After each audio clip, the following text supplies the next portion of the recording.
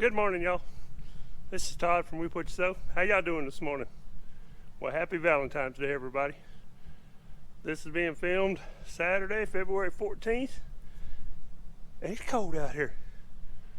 It's about 28 degrees right now, and the wind chill will blow straight through you. Y'all, this is Louisiana.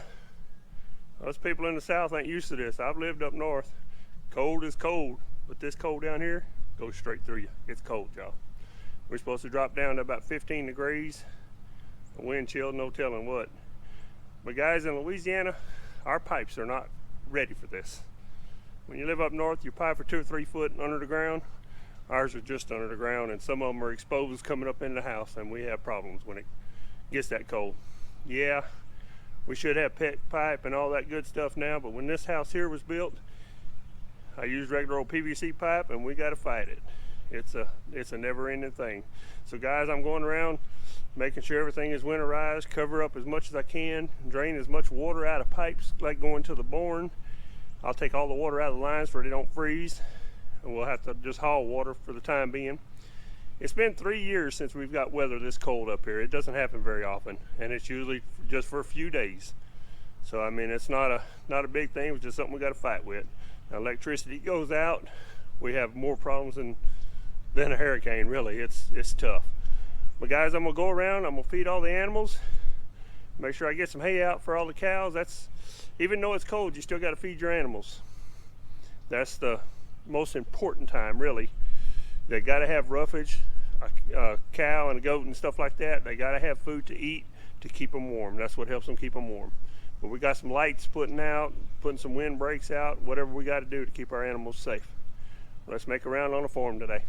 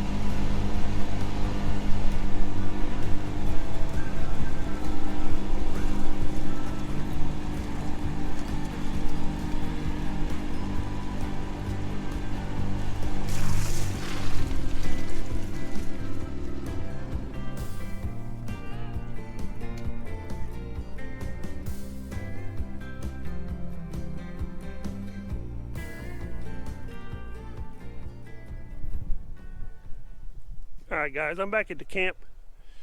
It's in the back of our property back here. And just checking the pond out, checking the hogs that we got in the holding pen. And this is where I put my hay at to keep my cows out of the weather. They're not here right now, but they're on their way. But I want to just show you where we keep the hay at to try to keep it dry to keep the cows out of the rain. Alright, this is the old camp in the back. This is a carport I got built on here to put our four-wheelers and stuff up under. I just put the hay bales up underneath here. And the cows can get up against this, get out of that north wind, and get out of the sleet and snow that we got coming.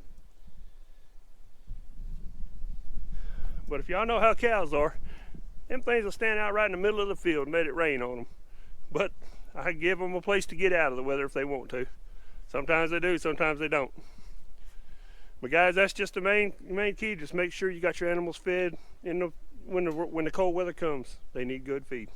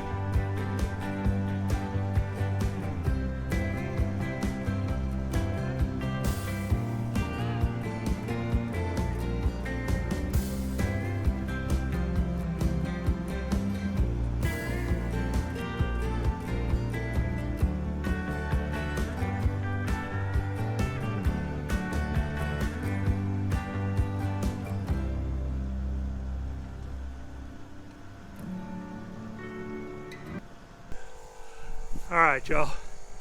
I got everything fed, got everything with a light on it that I could get.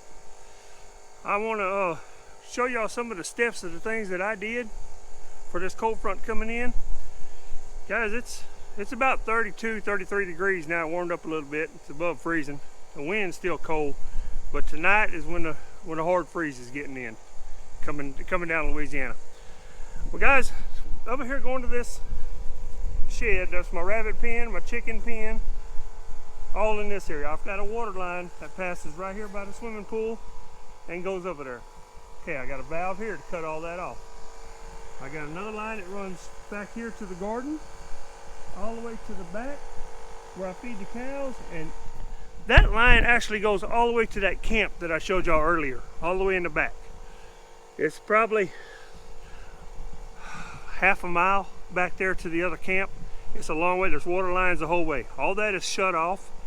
But guys, I'm going to show you the little entrapment I made to blow these lines out. And what you do is you shut the water valve off going down that line.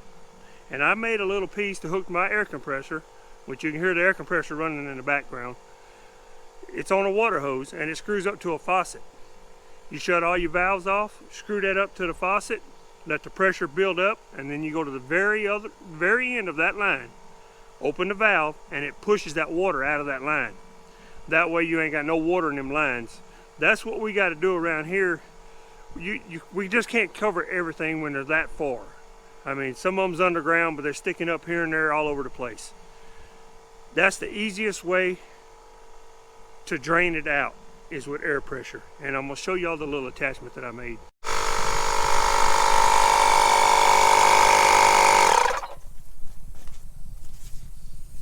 Alright, that's just a little small air compressor. Use whatever you got.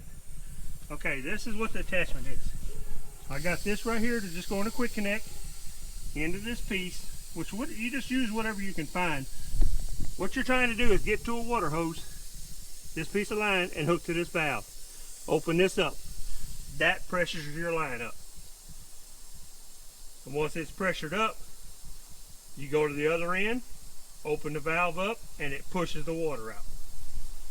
I'm going to go to the other end and show you what I'm talking about.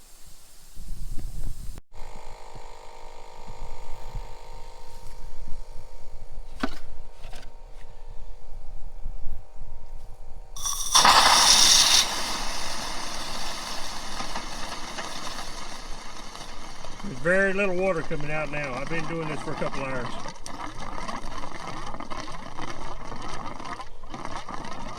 All it is air coming out now. This line right here is not all the way on the other end. There's another one down there that is actually on the end. But when you first open it up, it's going to run just like the regular water zone. It pushes all that water out of that line. And that's the easiest way to drain your lines. Help with the freeze.